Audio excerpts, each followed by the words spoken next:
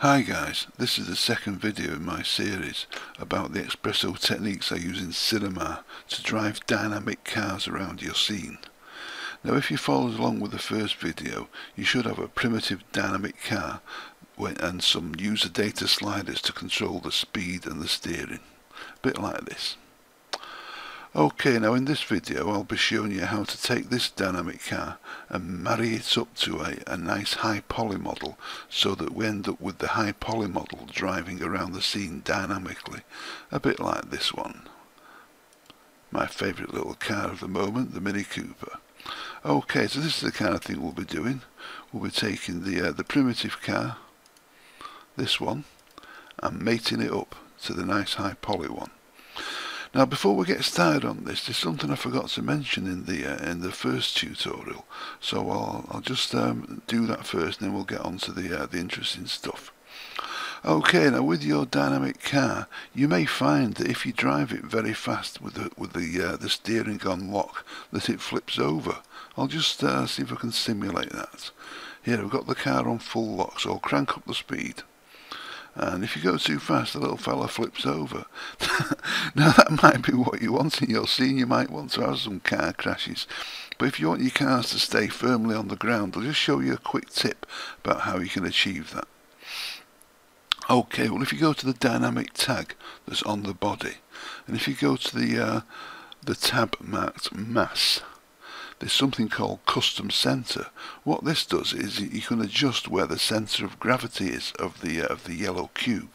So if I drop the center of gravity, say to -30 for instance, the car should stay a bit more firmly on the ground. So let's fire him up and see what happens.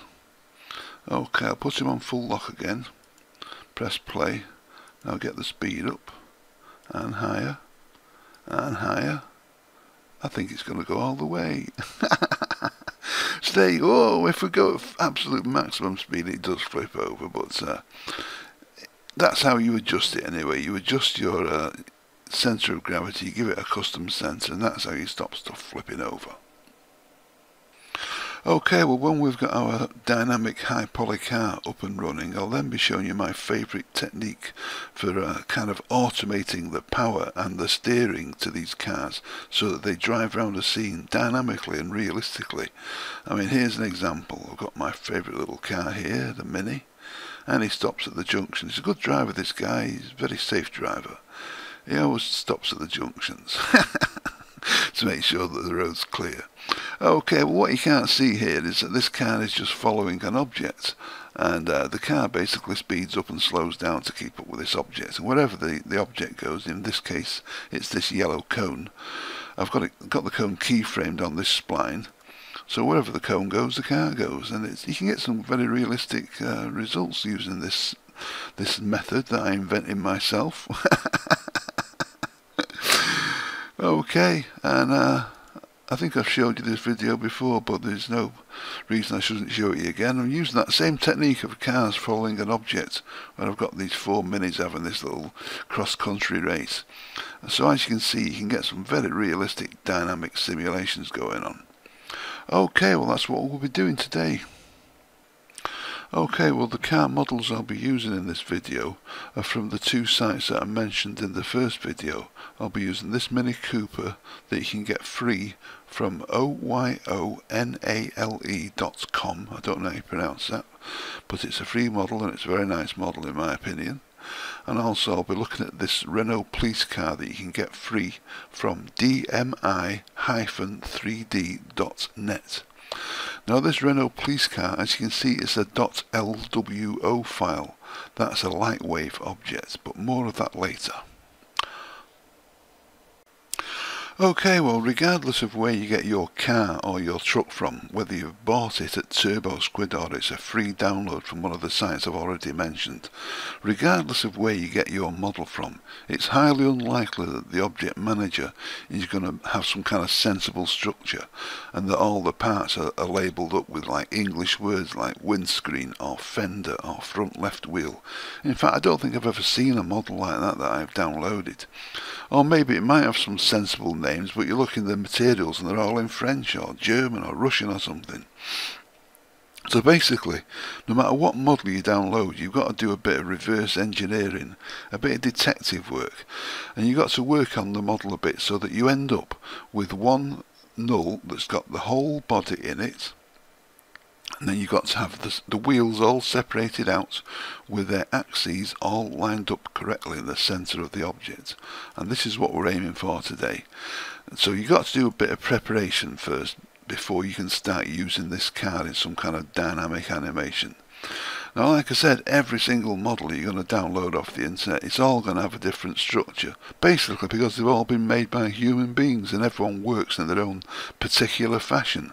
So I'm just going to choose this out of the blue. I'm going to choose this police car as an example, and I'm just going to start from scratch and give you a rough idea about how to get this organised so that you can use it for some dynamic animation. Okay, so let's say we've downloaded this Renault 21 police car, and it's going to be a zip file, by the way. So we've downloaded him, and then we unpack it, and you end up with this. Now the file we're interested in is this LWO. It's like the equivalent of a C4D file, but luckily Cinema will open lightwave objects, so we just drop this fella into the interface. Okay, so we get this little dialog box, and the first thing you got to have a look at is this one that's called split selections. Now what that means is if we don't have it ticked, if we don't have this one checked, we end up with one object that's just one great big polygon object where everything's joined together. Then you've really got your work cut out separating out the wheels, etc. But if we have this fella ticked, we're going to get a half decent chance of finding the wheels from the whole hierarchy in the object manager.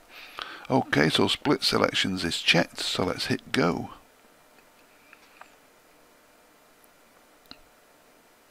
Right, well the police car seems to have imported okay, so let's give it a quick render. And it's not a bad model for nothing, actually. My favourite price, free. So let's just have a scout around. Well, the materials are all in French. But a little tip for you here, you can always look these words up in Google Translate. Okay, and let's have a look in the object manager. Well, everything's just a load of polygons all marked 1, 2, 3, 4, etc. And we need to find which parts are the tyres and which parts are the rims, and then we can just leave everything else as is. The rest of it's just going to be the body, basically.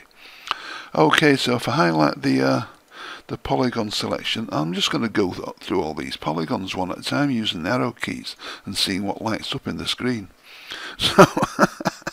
So I'll go down with my arrow keys. Let's do this as fast as we can, looking for the right thing to light up. Come on, where's them wheels? Haha! Okay, well that's part 22, looks like it's the rims, and we just checked that we've grabbed all the rims. Yep, that's all the rims, so I can rename this rims. Okay, this is going to be easier than I thought.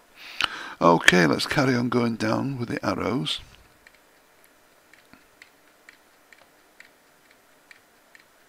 And there's the tyres. Fantastic, so I can double click that and rename that tyres. Okay, I think that's most of the detective work done. Alright, so I'll grab that tyre and grab the rim, and I'm going to drag those out of the hierarchy. Right, now everything else should be the body, so let's just hide that and check that yep, everything else is just the body, and we're left with the tyres and the rims. Okay, so far so good. Okay, so what we've got is one polygon object which is all the rims, and another polygon object which is all the tyres. So what we've got to do is to split these down into 4 separate wheels, and then we've got to make sure each wheel has its axis exactly centred. Now I'm only going to do this for one wheel, obviously, just to show you how it's done. So let's do the tyres first. So I'm going to hide the rims, and I'm going to grab the rectangle selection tool and make sure that visible elements is unchecked because I want to select everything. And I'll highlight the tyres and drag around the front left wheel. Okay, now that's selected all the polygons in the front left tyre. So if I go mesh, commands split, what this will do is split off a copy of those polygons. So if you look in the object manager, you see there's a second object being created called tires. It's got the same name, but what's been split off is just those polygons that are selected. So we've got a copy of those polygons here in the object manager. So if I delete the ones that are in the viewport, the one you can see now is the one that we've just split off from the main body of the tyre polygon. So if I just hide that to show that it is the correct one. Okay, so that's the front left tyre. So let's rename it front left tyre. Okay, so far so good. Let's hide all the other tyres. In fact, let's hide all the tyres for now and concentrate on the rims. Okay, we've got to do the same now with the rims. So I've still got my rectangle selection tool selected, and visible elements is off. So I can select the front left rim. I can go mesh, commands split, delete the one that's orange in the viewport, and the one that's left is the one that's just been split off. So I can rename this one front left rim. Okay, so far so good. Okay, so let's hide the other three rims and unhide the front left tyre. Okay, well this tyre and this rim, I need to put them in a null whose centre is at the exact centre of the wheel. So I'm going to use the tyre as a reference point because I'm working on the assumption that the rim is not going to be symmetrical around the centre of the wheel. Okay, now the axis centre of the tyre is way off beam, so I'm going to use a tool that's under mesh called axis centre. Now this will put the axis of the tyre right at the centre of all its points. You don't have to worry about the settings, just click execute. Okay, that's done. Now do the same for the rim. Put the centre of the rim, the axis centre of the rim at its centre of all its points. Okay, now I'm going to highlight the tyre and hold down Alt and make a null. Now this will create a null whose axis is at the same point as the axis of the tyre. Now all we've got to do is drop the rim into this null and rename it front left wheel. And that's it. We've now got a wheel whose axis is right at the centre. So let's just double check that. Look at this from the top down view. Okay, we're on the parent null there, yep, and the axis is right at the centre of all the polygons. Fantastic. Look at it from the side view. Yep, I think you could call that centred. Okay, now all you got to do is do the same to the other three wheels, or of course you could just copy this wheel 3 times and do it that way around. But basically what you got to end up with is one null that's got all the body parts in it, that null there, and another 4 nulls that's got the 4 wheels. Then when you've done that, your car is ready for the next stage. Okay, well I'm sure you could have guessed that the high poly model that I'm going to attach to this primitive dynamic car is my good old friend the Mini Cooper. So if you're going to follow along and use this car, I'm just going to give you a couple of pointers about stuff that I did to get this prepared for use. But if you're going to use a different car, you can skip this section. Okay, well if you download the Mini and unpack it, you get all this stuff. Now there's 2 C4D files. The one that's marked FR, that's some kind of render engine that I don't have on, I don't even understand, so use the other one. Double click that one. Okay, and it opens up in this scene, you get stone walls and all sorts of stuff we don't need. So let's just go through the object manager and delete stuff that we either don't understand or don't want. Sky now, we get rid of that. Dummy, what on earth's that? Get rid of it. Okay, now we just got the Mini now, and it's got quite a few, all standard English names for most of the stuff, so that's quite good. Alright, so I'm just going to do a quick render. Let's make this 16:9 so it looks a bit nicer. There we go, 16:9. Okay, I'll have a quick render. And it looks like the guy's got all the bells and whistles turned on for ambient occlusion and all that kind of stuff. So we don't need that, don't need GI. Options, default light, well that would come in handy I suppose. Okay, hey, it's looking good already. It's a really nice model. I really like this car, you know. Right, so let's see what we can do with this car. Now, the first thing when I'm looking at this car, the wheels just seem far too big. Now, I can't remember what these cars used to look like back in 1959 when they were invented. But I'm just used to seeing these that's all been modified and souped up by boy racers, as we call them in the UK. And they put like these low profile wide wheels on and all that kind of stuff. So whichever way you look at it, I'm going to change these wheels around. So let's just drag the wheels out of the hierarchy and hide everything else. Oops, there's something still showing here. There we go. Get rid of them. Okay, so we've hidden the body. Now these wheels, let's see how the guy's done this. He's used symmetry and instances by the look of it, so we can get rid of a lot of this gear. I just want one wheel. In fact, I'm just going to drag them out of that null. Okay, it looks like there's some kind of dust or something. Get rid of them. Okay, what are these normal tags? I don't even know what they are. Get rid of them. Okay, so what we've got to do now is we've got to get this wheel centered up. We've got to get the axis on this wheel sorted out, and then we've got to maybe resize the wheel so it looks a bit more like a bad boy racer. Okay, so first of all, the tyre, where's its centre? Oh, it's miles off beam. So we'll get the old axis centre tool, click execute, done. Same for the hub, execute, done. It's as easy as that. Okay, now working on the principle, again, just like in the other example, that the tyre is symmetrical, which I'm sure it is. Hold down Alt and make a null.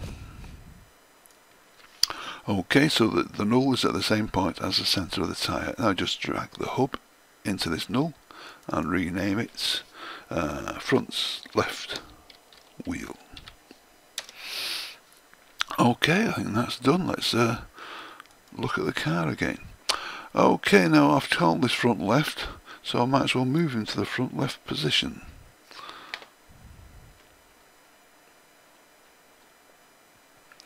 Here we go, drag this fella across a bit and get him nicely lined up.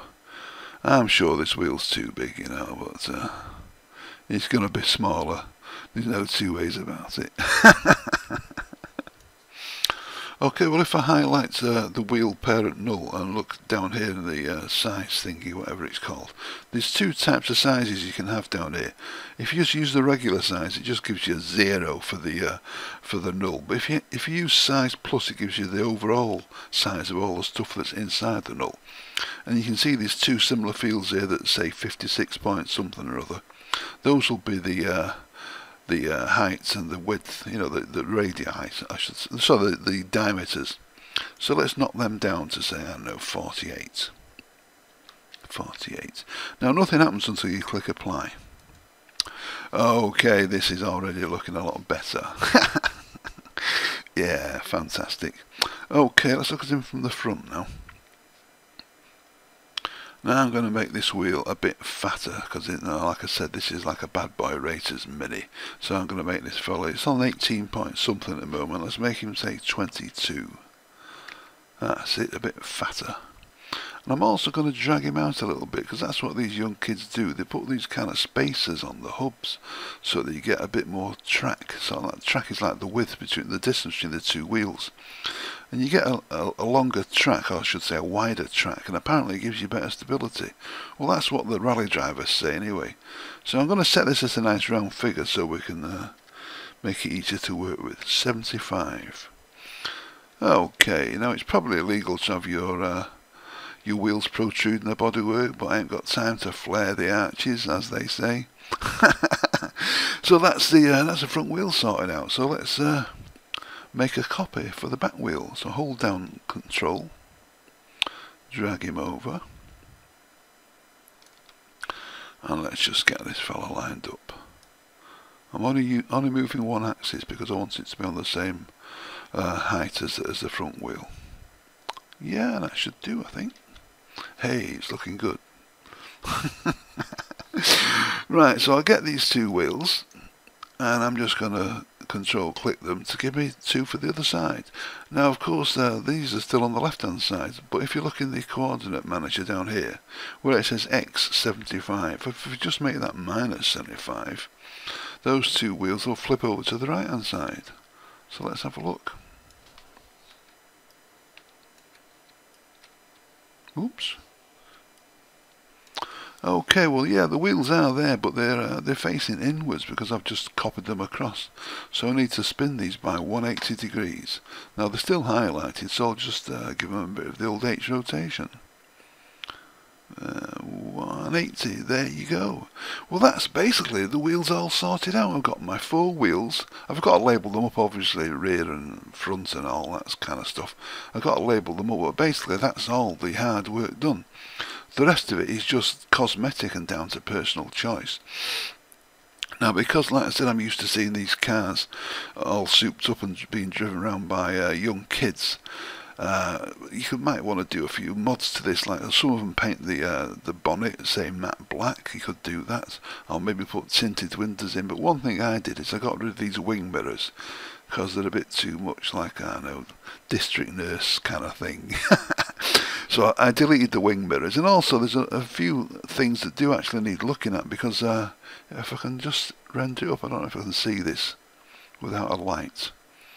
But yeah, the bump on the glass, you know these glasses have kind of ridges in, well these bumps, they're okay on that one, but this one, no, they've got out of alignment somehow, so that needs sorting out. And also there's all this muck on the chrome. I think I just put a new chrome material on, I just substituted the chrome material. And I used a different colour for the car body. And that's about it. Oh yeah, you can see some of the interior through the grille. I think I just selected those polygons and just made them black or something. And I think there's a few rogue polygons underneath actually. Yeah, there's some bits here, they need sorting out. But apart from that, like I said, the rest of it's just cosmetic and down to personal taste. So basically this Mini is ready to be used and attached to that dynamic primitive car, the yellow car, the little yellow cube car. So right, we're ready to go now. Okay, well I've got my little Mini all prepped and ready to go. I've done a few minor changes to the bodywork. I've tinted the windows and given him some new chrome. And I've got my wheels on nice and straight, which is the main thing, the most important thing. So let's see if we can get this fella fastened to that little yellow dynamic car and get the Mini driving around. Now here's the yellow car from earlier on. And there's a tool I'll be using a lot in this exercise. It's called the transfer tool. And you find it under Tools, Arrange Objects, Transfer. And what the transfer tool does, it just moves one object to the X, Y and Z of another object. Now because I'll be using this a lot, I'm going to stick it in the interface. So to do that you go Shift F12 and then you just type in the name of the tool that you want. In our case it's Transfer. And you just stick it in the interface. So that means I can just click on it whenever I need it. Okay, now where's that Mini gone? Here we go. Get the Mini, edit, copy. Little yellow car, edit, paste. Oh, well, you know, size-wise things aren't too bad at the moment. They're not too mismatched. So let's have a look at this from the side. I'll just slide the Mini over so it's approximately in position. Okay, now for the dynamic car, I'm just going to drag all this stuff away from the body, out of the hierarchy for now, so I can move stuff around independently. Okay, well the dynamic body, it hasn't got to be the exact size of the Mini car, but it's got to approximately match, just so the car handles a bit like a real car. So I'm just going to resize this a bit to make it match. A little bit more, I think. Yeah, maybe a little bit taller as well.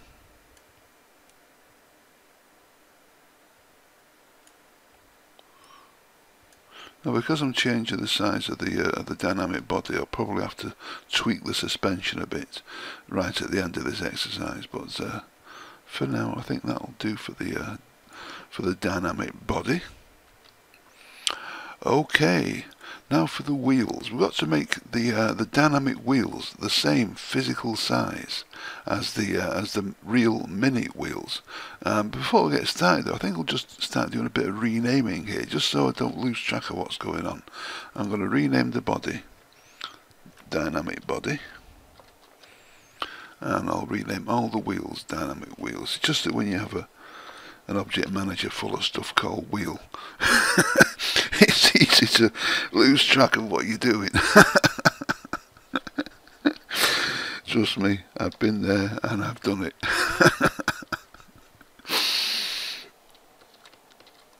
Okay, so the body's called dynamic body, the wheels are called dynamic wheels, to differentiate them from the real stuff. Right, let's have a look at the mini wheels and see how big they are. Now the mini wheels are 22 in height and 48 in diameter, so that's 24 radius and 22 height. So let's make the dynamic wheels that size. It's 22 high and 24 radius. Okay, so far so good. Now we've got to move these dynamic wheels to the physical location of the mini wheels, and that's where this transfer tool comes in. Okay, first wheel, transfer tool. Where's it going to? It's going to go to the front left wheel. Now I'm not changing scale or rotation, just the X, Y and Z. Click apply. Let's just have a look and yep, it's moved. Okay, next wheel, wheel dot 1.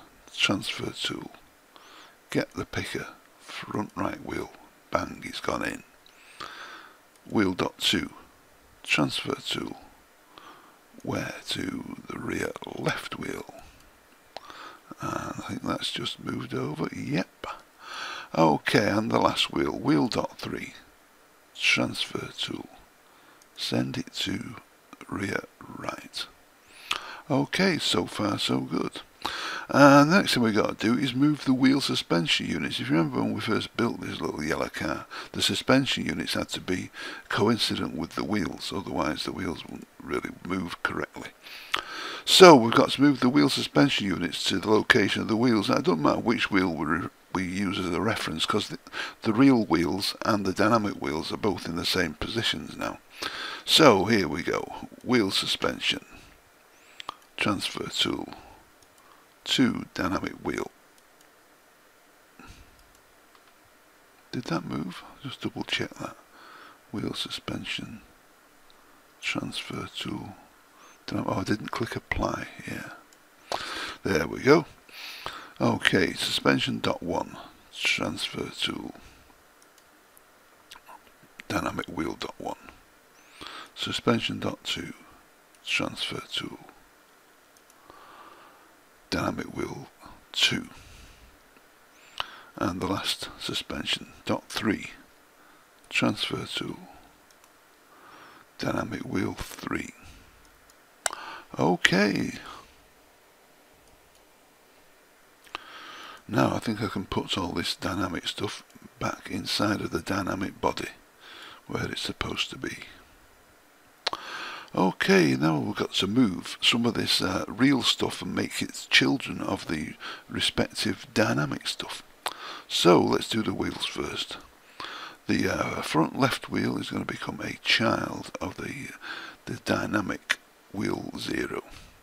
Front right wheel is going to be a child of dynamic wheel dot 1. Rear left is going to be a child of dynamic wheel dot 2. And the last wheel is going to be a child of wheel dot 3. Okay, so the mini body is now going to be a child of the dynamic body. And anything that's left I can just delete. They're just empty nulls. Okay, well everything is in place. What we've got to do now is a bit of hiding and revealing. But I just thought of something. This motors, because we're moving stuff around, the motors should really be at the centre of the dynamic body. So I'll just zero these out. Okay, now what we've got to do is a bit of intelligent hiding and revealing. So what we want to hide all the dynamic stuff and make the nice high poly stuff visible. So I'm going to hide the dynamic body, and everything disappears. I'm going to reveal the nice mini body. Bang, he's there. Now let's have a look at these wheels. Now because the dynamic wheels are in the hierarchy, they are in fact hidden because I've hidden the dynamic body, so I've got to reveal the real wheels. So here we go. Show. Show. Show. Show. Okay, so far so good. Now I think it's time to test this little fella, but I know from experience that what will happen is it'll kind of fall on the floor and all sorts of stupid things are going to happen. But don't worry, troubleshooting this is what it's all about. Right, so I'm going to put the controls, I'm going to put the speed on stop, and let's just have a look from the side and see what happens when I press play. So cross your fingers and expect something disastrous to happen. Oh man, the wheels are all collapsed. Okay, now I know what's going on here because I've done this a million times. I know exactly what's happening. In our original dynamic yellow car, I had this one dynamic tag applying to all the children in the hierarchy below it. Now that isn't a very good idea because at the moment that tag is making the dynamic wheels and the high poly wheels, it's making every goddamn thing under it dynamic. So all these wheels are all kind of interacting and falling to pieces. So what we got to do is get this tag and change it from apply to children to none. So it only applies to what it's attached to. And then we just got to stick this tag on each dynamic wheel. Now if we do this, what it means is that the dynamic wheel is dynamic, but the stuff below it in the hierarchy isn't. So the nice high poly wheels are not dynamic. So let's hit play and see if this whole thing has stopped exploding. Okay, so far so good. Now like I said a few moments ago, this is what I expected to happen because I've made the body, the dynamic body, larger, and so it's sinking down hard on the springs. So let's open up the wheel suspension and have a look what's going on here. I'll highlight them all because they all need the same kind of values. So let's look at them from the side. Okay, well the first thing I can do is just crank up the stiffness of the springs. It's on 10 at the moment. Let's make it 30 and see what that does. Oh, it's a bit better. Another thing you can tweak with these suspension units is, because I could fix this just by making the ride really stiff, but then it's not going to kind of handle very well. It's not going to lean over on corners and that. So what I'm going to do is I'm going to change the ride height, which is this thing called the rest position. I always think of this little fella as, you know, in those MTV rap videos where you get some gangster geezer in a car and he's hitting a switch and the car's bouncing up and down. I think they call them low riders or low jackers or something. This is what this fella does here, the rest position. If I change that to a negative value, it'll make the car ride a little bit higher. So let's just drop the number of frames so I can watch it bounce and see this in action. Okay, that's what it's like at the moment, so I'll just drop this rest position. I'll jack my gangster rapping car off the ground a bit. You never thought you could have a Mini that was a low jacker, did you? Okay, now that doesn't look too bad actually. Still might need a few little bits of adjustment. Mind you, a lot of this is down to personal taste. I mean, if you want the car to roll on the corner, you'd set the suspension soft. I mean, if this was like a great big 60s American car, a great big battle cruiser, you'd want it to lollop around on its springs, wouldn't you? But if this is like a high-spec racing, like a rally car or something, you want it to be pretty damn tight on the springs. Anyway, like I said, this is how you adjust it. You can adjust the stiffness and the ride height. You can also adjust the damping. The damping is a bit like I know, years ago when I used to take my car for what we call in the UK the MOT, they used to test the shock absorbers by just jumping on the wing and pressing it down and then see if it bounced. Basically, it was supposed to go down and come straight up. If the wing bounced a couple of times, they'd say your shockers are gone, mate, and they'd fail you. So the damping is a bit like the shock absorbers on a car. But hey, let's just hit play and see what this fella does. I think it should be ready to drive. So, oops, I'll tell you what, let's put a camera on the job so we can keep our eye on things. Where are we? Target camera. We don't want the target. We'll make the target the mini body. Okay, look through the lens. Yep, that should do. Okay, where's my user data? Let's hit go. And we're off. Let's give him some speed. Well, would you believe it, man? It's going, it's driving, it's going right, it's going left. Put him in reverse.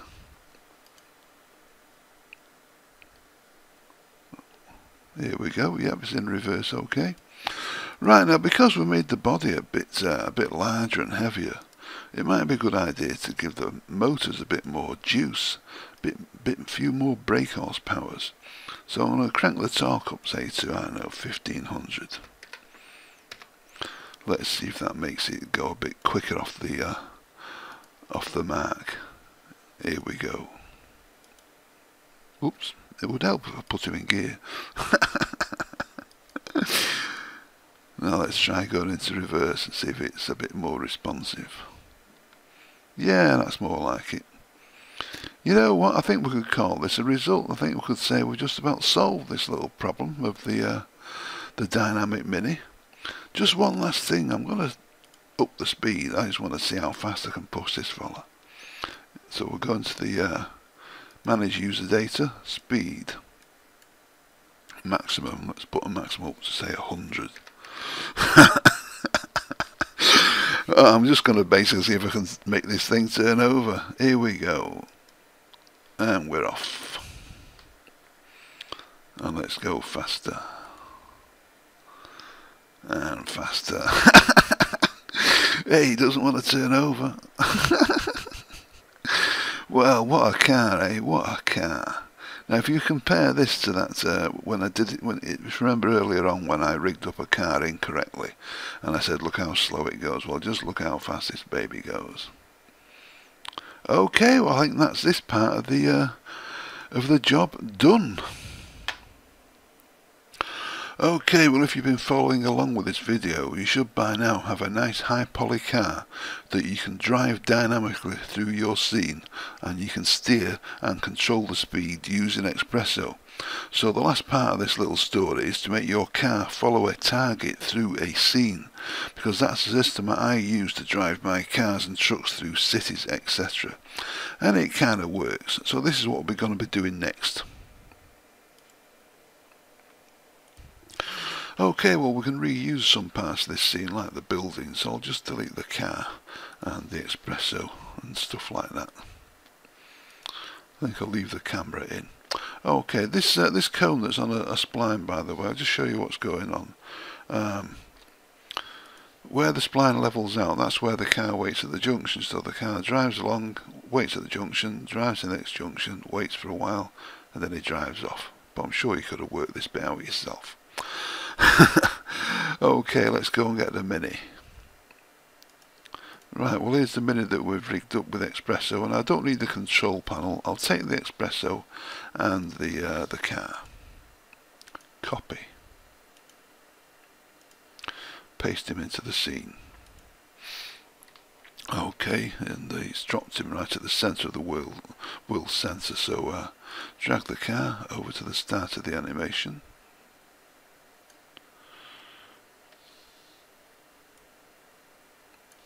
Just spin him round a little bit. Okay, now the way this car follows the cone around the scene is that I'm going to put a null inside of the car body, and the null will have a target tag. and it's pointing at the cone, so that wherever the cone goes I can read off the header angle of the null, and it will tell me the angle that I need to turn the wheels to keep up with the cone. Okay, so we need a null. I'm going to call this pointing null.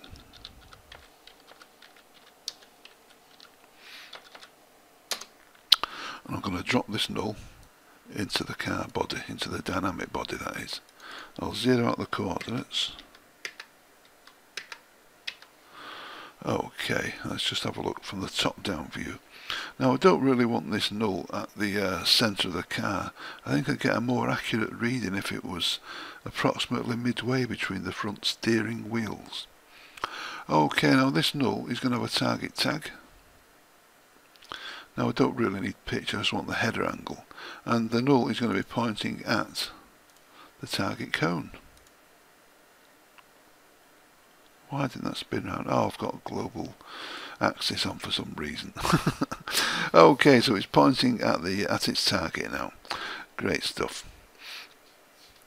Okay, now I'm going to have to read off this header angle to change the steering somewhat. Let's have a look in the XPresso.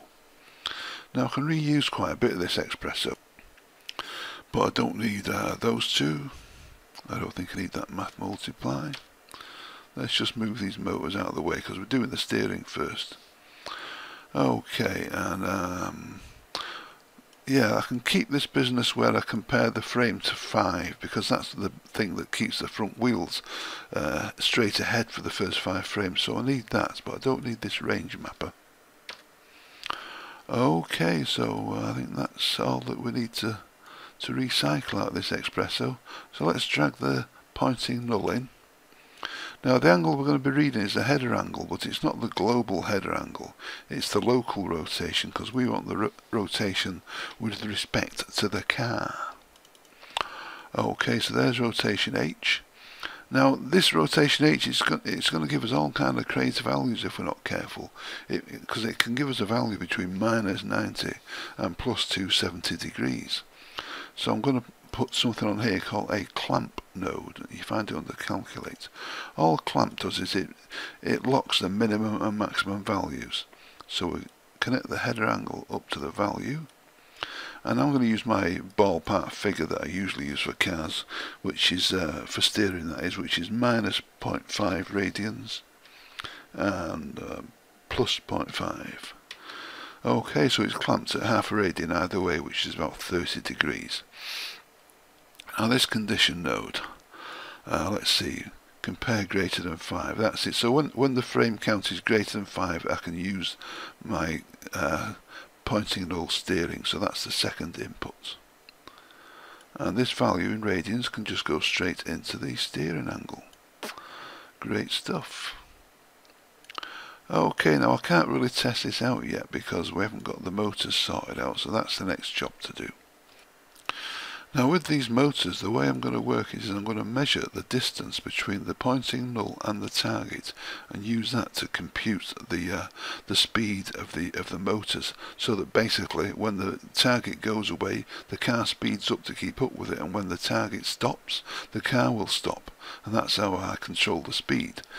Okay, so let's have another look at the XPresso window. I need to know the distance of the pointing null to the target. Okay, so let's see if I can make this a bit smaller. Okay, so I'm going to want the pointing null. I need some data from that, and I want some data from the target. Now what the data I need is the global position of these two objects. Global position. Now that's a vector value, an XYZ value, but that don't really matter to us very much, because I'm going to use a node called a distance node, and that's found under calculate. And what a distance node does is it takes two vector values and gives you the linear distance between them. So even though these are vectors and we're dealing in just a real number, we can just hook these up and it does it all for you. Okay, now whoops, let's just hang a result on here and see if we're getting some sensible values. Okay, now that says that we're at about 300 units away. I think that's about reasonable. Yeah, looks like it's working. Okay, so we need to turn this number somehow into angular target speed. Now, the thing to use for that is a range mapper. So here we go. Calculate range mapper. Now we just saw that the distance at the moment is about 300 units, and this is kind of about the distance that I want the car to follow the target. So I need to adjust my range mapper accordingly. So if I say for the range mapper, the input, that is the distance input. If I say for the range mapper input, the lower I'm going to say 200 centimeters. And for the upper I'm going to put 400. That means the car will try to stay at somewhere midpoint, say 300 from the target. Now for the output value for these motors, when it's 200 or closer, I want the motors to actually shut off, so I'm going to leave the output lower on 0. But for the maximum speed, I don't want the car to go too crazy if the target ends up a long way away from it. I don't want it to like be going out of control. So for the upper value, I'm going to put, say, I don't know, 40. Let's just try 40 and see how that rolls. There's two chances, yes or no. It'll work or it won't. Okay, so I can hook the output of the range mapper up to the input of the motors, the four-wheel drive motors. Right, so let's just hit play. I'll just hide that camera, it's annoying me. Okay, let's hit play and see what happens. Well, would you believe it? It's more or less working. We might need a few more tweaks, but where's my camera? Oh, the camera's not pointing at anything, is it? I've got to make my camera point at the car. Here we go. Mini body. Okay, let's see what happens now.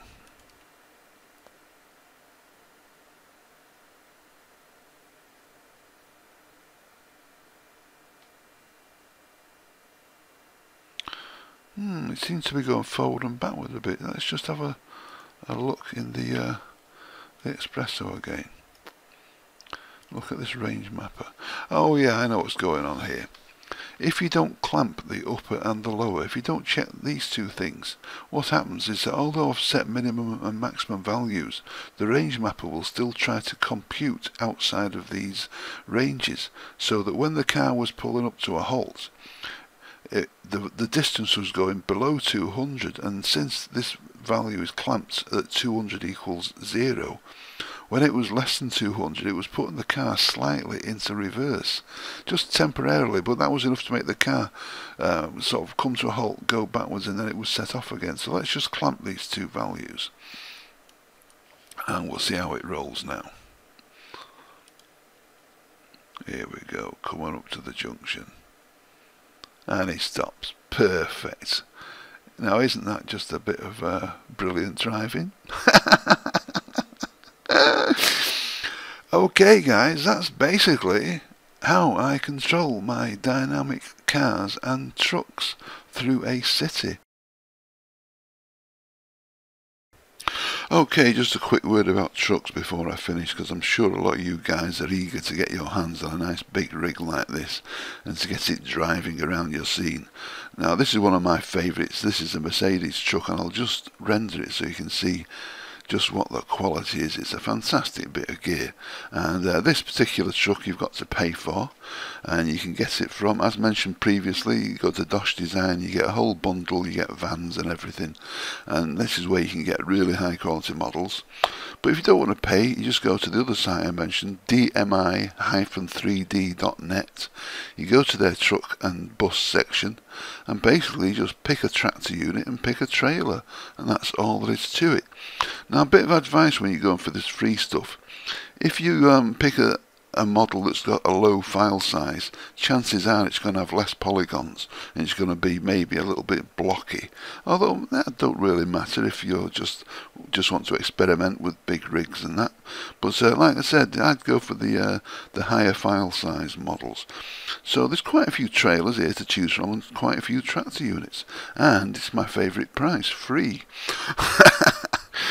Okay, now when it comes to rigging these fellas, it's just like a car, there's just more of it, you know.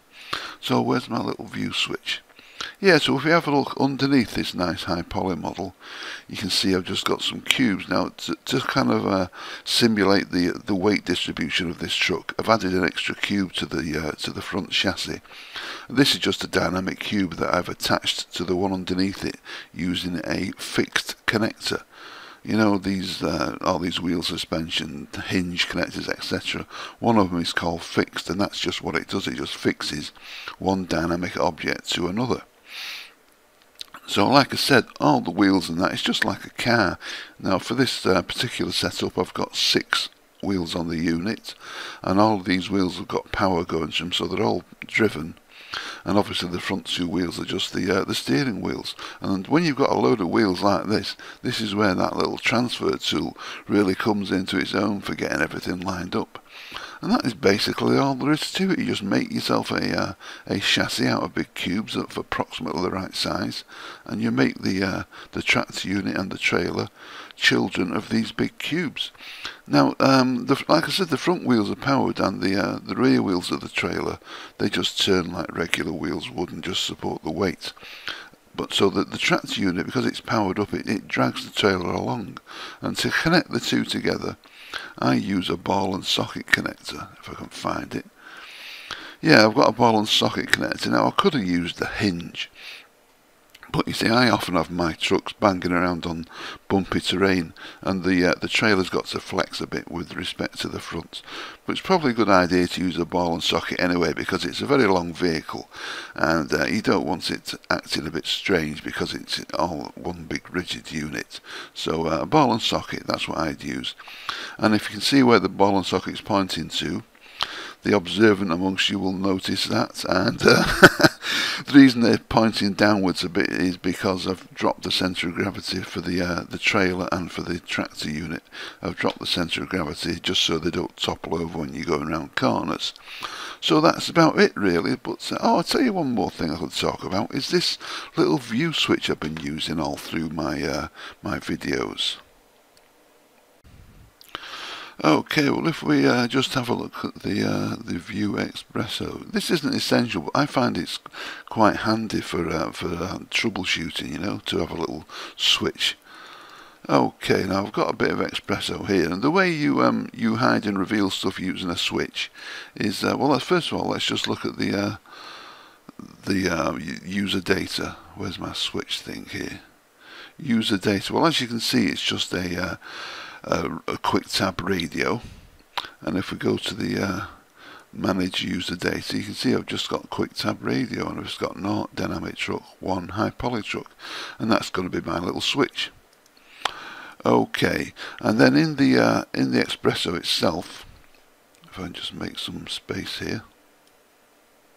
Okay, there's my view switch, and it's just a boolean out, 1 or 0, and I always forget which is which for visible and hidden, so I've got to leave myself little reminders here, and apparently 0 gives you visible and 1 gives you hidden. You think it'd be the other way around, but it ain't. So you just drag whatever you want to hide and show from your object manager, you just drag it into the XPresso window, and the thing you're looking for is visible in editor and visible in renderer. And they are, let's just simulate this, I'll just drag something in. I'll drag this unit in. Okay, so on the front you just go into basic properties, and here we go, visible in editor and visible in renderer. And those are the things you've got to apply a 1 or a 0 to. Now because one is going to be hidden when the other one is being revealed, here I've used a boolean not. Now that is found if you right click and you go under logic, go under bool, and here it is, not. And all a not node does is it changes a 1 to a 0 and a 0 to a 1. It just gives you the inverse of whatever you feed into it. So basically, if I've got a 1 coming out of here, I've got to put a 0 into the other units, and if vice versa. So that's how you just switch from 1 visible, 1 hidden. Now here's a little nicety that you might not be familiar with. Because I've got so many goddamn wheels in this rig, if I was having all my wheels hidden and visible, etc., I just have a window full of nodes with loads of wires going everywhere, and it gets a bit complicated after a while. So what I've done here is I've used a iteration object list, and iteration lists are quite easy to use. I'll show you where they are hidden in here somewhere or other. Where are they? Here we are, iterator, and you just get an object list, and all the object list is you just put a load of stuff in the list down here, over in the bottom right here. So you get your iteration list, and it just clocks through everything in the list once every frame. So it outputs an instance, it just outputs every item in the list one at a time. Then you just drag in a sample thing. So for instance, if I have, let's just see if I can highlight this. Yeah, I've got all my wheels here. So those are all the wheels in the list, and then you just drag one of these wheels into the XPresso window, and use an object input, and that just selects it. So this basically selects every object in the list. So everything that I do to this specimen object is going to be applied to everything in the list. It just keeps your interface a bit more usable, you know what I mean. This bit over here, switching the lights on and off, that don't really concern us. So that's how I do my hide and reveal. And it's also quite interesting just to show your mates when they come round. They say, hey, how do you rig this truck up? You say, I'll show you, man, I got this little switch here, look. Okay, so when you've got your truck all rigged up and ready to fly, you just like animate it, animate the dynamics just like we did with the car. So here I've got the old pointing roll, our good old favourite, the pointing roll, and it's pointing at this sphere. So if I set this truck rolling, it'll just follow the sphere. But just one thing about this is, because these trucks have got to drive like a truck. I don't know if you've ever tried driving a big truck, but when you go down a corner, it's not like a car. You've got to pull very wide, otherwise the trailer kind of knocks over pedestrians and things. So you've got to steer the truck wide going round the corner, like this fella here. He's going wide, then he pulls in again. So let's just have a look at this truck following the sphere. Okay, come on, trucker, in your own time. Well, we'll get there eventually. Talk amongst yourselves. Okay, so our trucker's coming up to the corner, and he's pulling nice and wide so he doesn't clip that corner. He's passed his test, I think, this guy. He knows how to drive a big rig. And if my memory serves me correct, I think I've keyframed this to stop here. Yeah, he stops and he checks the traffic. And he sets off again. So that's basically how you drive your big rigs and your cars, etc. Okay, well, I hope you have a bit of fun with your big trucks, and I'll catch you guys next time.